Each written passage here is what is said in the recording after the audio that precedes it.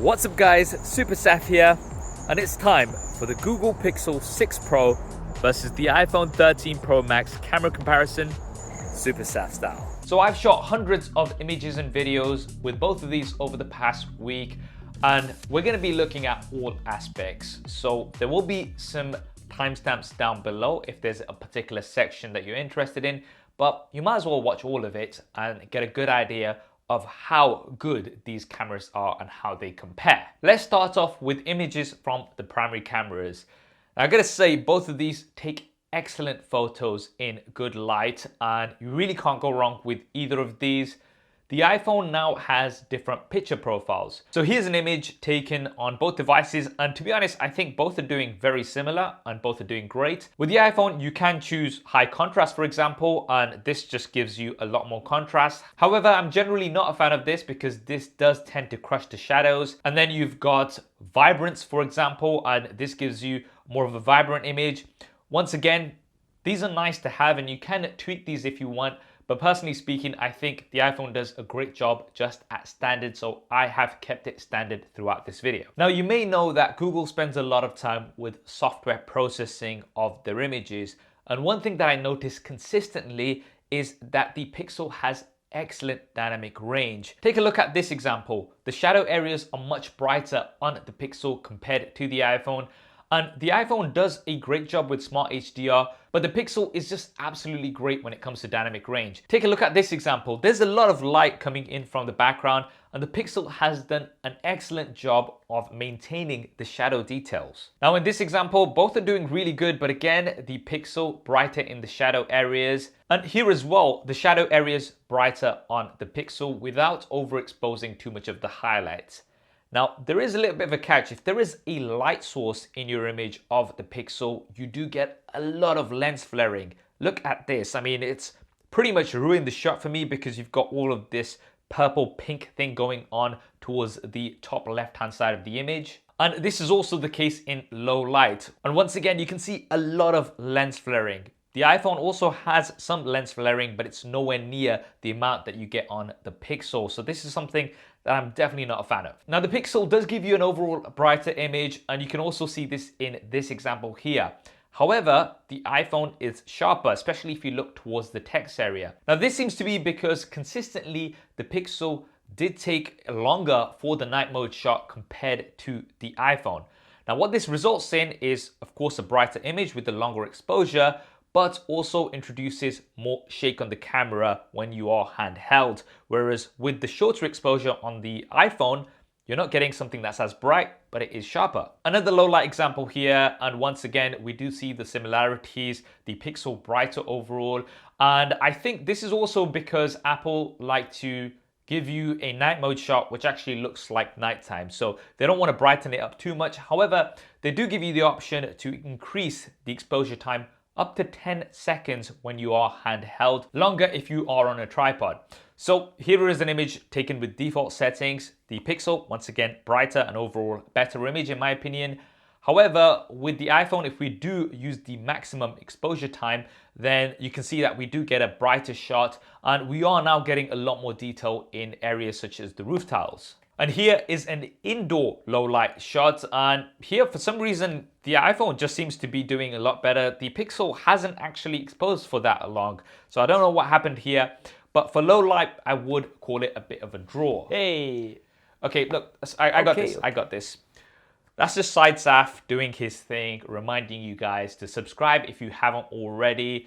I don't post too often on here, so you're not going to get bombarded with lots of videos, but if you haven't already, then do subscribe, hit that bell icon, you won't miss future coverage like this, and also smash that like button, which will help out with the YouTube algorithm and recommend this video to more people. Let's now move on to the ultra wide camera. Now the first thing you'll notice right away is that the iPhone has a wider ultra wide camera.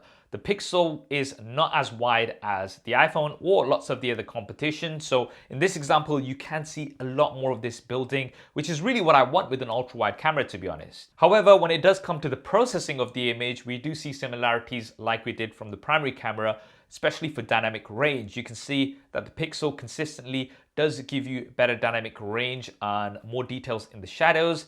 You still get that lens flare issue, so it's not as bad as the primary camera, but you can notice that lens flare issue here on the ultra wide camera as well. But yeah, again, dynamic range is absolutely excellent on the Pixel. Look at the shadow areas on the Pixel. It's done an excellent job, and this is something that I really do like, but I do like the wider angle of view on the iPhone.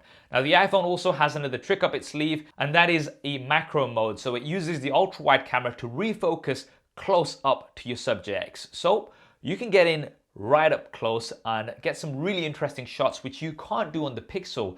Macro mode is something that I really enjoy on the iPhone and other smartphone cameras, but unfortunately this is something that's just not here on the Pixel. I wish it was. Now in low light, the ultra wide camera, again, we do get a lot of lens flaring if there is a light source in your shot on the Pixel. There's nowhere as much lens flaring on the iPhone, but the Pixel is just brighter overall. However, in this shot, it's very, very noisy on the Pixel. The iPhone, a very dull shot overall. Now you can extend that, but I don't think it makes that much of a difference. I'd say in low light, neither of these have an excellent ultra wide camera. I've seen better on other devices. Right, now let's talk about zoom. So we have 3x optical zoom on the iPhone. We have 4x optical zoom on the Pixel. So when we do go to the native optical zoom, you can see that we can get in closer with the Pixel compared to the iPhone. Now, if you go in 10 times, you'll start seeing the advantage of having that extended zoom on the Pixel. Details are a lot sharper and we've got an overall better image on the Pixel. The iPhone maxes out at 15 times zoom. And once again, we can see that the Pixel is doing better and the Pixel can go all the way up to 20 times zoom. So this sign, which we really couldn't read at 1 times, we can now pretty clearly see at 20 times. So you do get better zoom in good light on the Pixel. However, in low light, I did prefer the iPhone. Now remember, when you are zoomed in, any little shake is amplified. So if it's 3 times, it's going to be 3 times. If it's 4 times, all of those shakes are going to be multiplied 4 times. And because of the extended time that the Google takes in night mode when taking low light shots, it's just not as sharp as what we've got here on the iPhone. Also, the zoom camera on the Pixel is used literally just for that, zoom. It doesn't have any other application. The iPhone, however, does, and that's when it comes to portrait mode. So both devices do take portraits at 1 times using the primary camera, and overall they do a really, really good job. Here you can see that we've got an excellent portrait on both devices. However, I do think that the iPhone has better edge detection. If you look towards the area underneath my arm, the Pixel has completely missed this out, whereas the iPhone has actually done much better. Now this does seem to be thanks to the fact that the iPhone has a dedicated LiDAR scanner which measures depth information. Now we can take portraits at 3 times using that optical zoom camera on the iPhone, and the Pixel lets you do it at 2 times. But remember, the Pixel does not have a 2 times zoom camera. So what it's doing is it's cropping into the primary camera for this 2 times effect. And although I do like the colors on the Pixel better, the iPhone does tend to go for more of an orange tone. The iPhone is doing way better in terms of edges. Look at the Pixel, it has missed out a lot of areas near my hair, the areas around my arm and in the background, whereas the iPhone, thanks to that LiDAR scanner, is doing pretty much a perfect job in terms of the edges. Also, because the Pixel isn't using a dedicated zoom camera for this 2 times portrait, if it was at 4 times, it would be pretty close, so I understand why they've not done this, but the 2 times portrait is cropping in and the image is just not as sharp.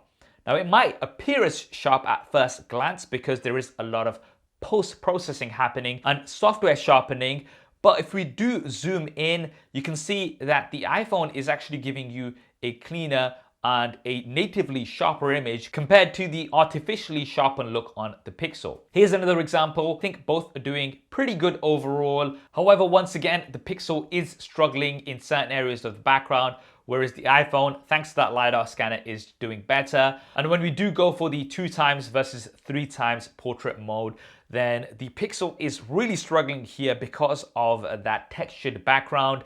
There's a lot of areas that have been missed out. I do prefer the colors on the Pixel. I gotta say the skin tones are more accurate compared to the more orange look on the iPhone. However, once again, the Pixel has the software sharpening, which in my opinion is quite obvious compared to the iPhone, which is giving you a much cleaner image. So for portraits, I do prefer the iPhone. Right, now let's take a look at some selfies. I gotta say, both of these take excellent selfies, but there's a few things that I noticed right away. The Pixel, I would say, does give you more accurate skin tones. Google's done a lot of work looking at colored people like myself and looking at skin tones. The iPhone does go towards more of an orange look. The Pixel also has this very over sharpened look. I quite like it, but for some people it might highlight the imperfections in their faces a bit too much. But one area where I do really like the Pixel is when it comes to colors and dynamic range. So it has excellent dynamic range here, but at the same time, it's still maintaining the details of my beard, for example. The iPhone, my beard looks a lot more gray than it actually is. Granted, I have a lot of grays on my beard, okay? But the Pixel is doing a better job of accurately representing what you can actually see compared to the iPhone, which is really boosting up those shadows in areas where it really doesn't need to be that much. Now, what's really good is that both cameras do have a wider field of view from the front-facing camera. And this is great if you want to take some group selfies or something like that. The Pixel is slightly wider.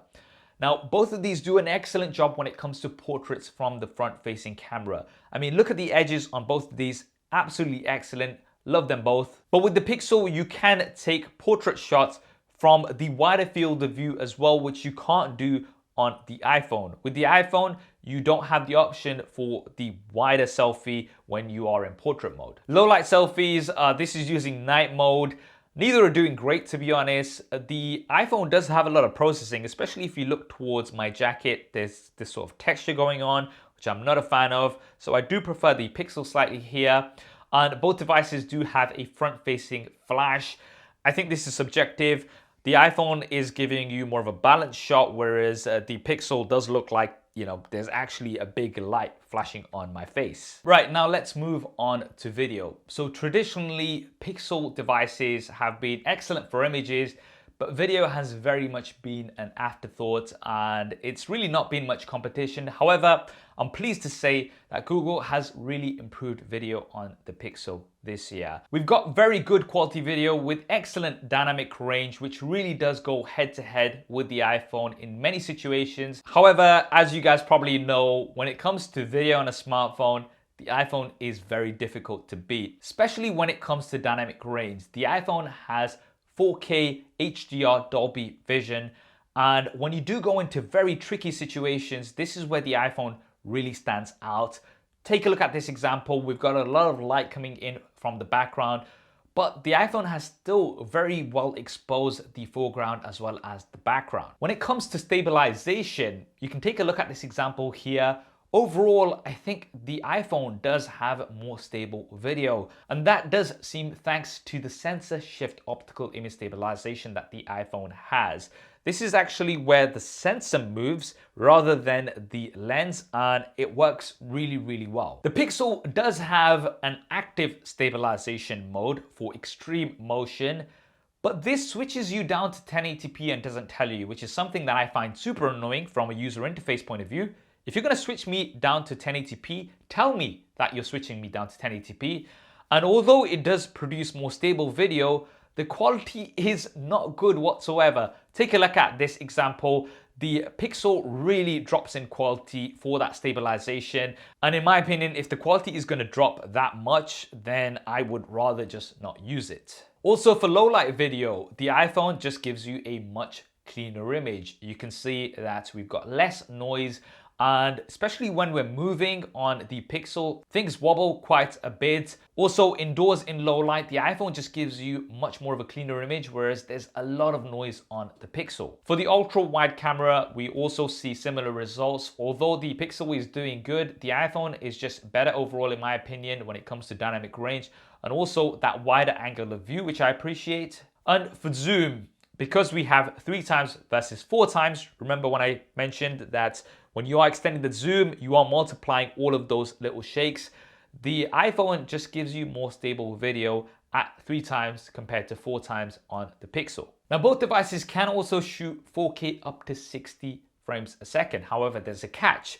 On the iPhone, you can do 4K 60 across all of the cameras. With the Pixel, you've only got 4K 60 from the primary camera. Slow motion is also pretty good on both devices. However, once again, that consistency on the iPhone, you can shoot slow motion from the ultra-wide primary as well as the telephoto camera. And video from the front-facing camera. Now, this was pretty interesting because the Pixel actually held up really well here. And for 4K video, I'm gonna have to call it a draw. It was very, very good on both devices. However, I would say you still get slightly better dynamic range on the iPhone thanks to Dolby Vision HDR. For stabilization, I would have to give the edge to the Pixel. Take a look at this example when things were moving very, very much, especially if you look towards the background, the Pixel overall giving you more stable footage. But once again, you don't get consistency on the Pixel and you can't do 4K 60 frames a second from the front-facing camera, whereas you can on the iPhone. The iPhone also has cinematic video. Now, this artificially blurs the background and it can produce some pretty good results, although it's not perfect. This is something that you do not have on the Google Pixel. Now, for autofocus, I actually think both were really, really good. They were very fast. And also in low light, I think both did an excellent overall job. For audio, get some headphones on and have a listen. Now we've got a quick audio test between the Google Pixel 6 Pro and the iPhone 13 Pro Max. Recording from the front-facing cameras of both devices. Let me know which one you think sounds better. There is a lot of background noise going on as well, and hopefully it's not too windy. As soon as I say that, the wind comes, obviously. Now, I had to listen back a few times, and although I think both are very good overall, I would give the edge to the iPhone. I just think the sound was a bit more fuller, but definitely let me know what you guys think. And that is the Super SAF style camera comparison between the Google Pixel 6 Pro and the iPhone 13 Pro Max. I just want to say that both of these have excellent overall cameras. Cameras are getting so good these days on smartphones. A lot of it does come down to personal preference. I would say that the Pixel for images, you do get better dynamic range. I think overall it does a better job in terms of skin tones. You also get the extended zoom 4 times, which works better when you do extend it further. And the selfie camera as well. Although it does give you that processed look, it is something that I personally like, you may not. On the iPhone, you get better overall video, and I still think the iPhone is the king of smartphone video. You get better portrait mode shots thanks to that LiDAR scanner, and you get a wider ultra-wide camera. And that's something that I think is important when you do have an ultra-wide camera, as well as the ability to shoot macro shots from the ultra-wide camera, something that you don't have on the Pixel.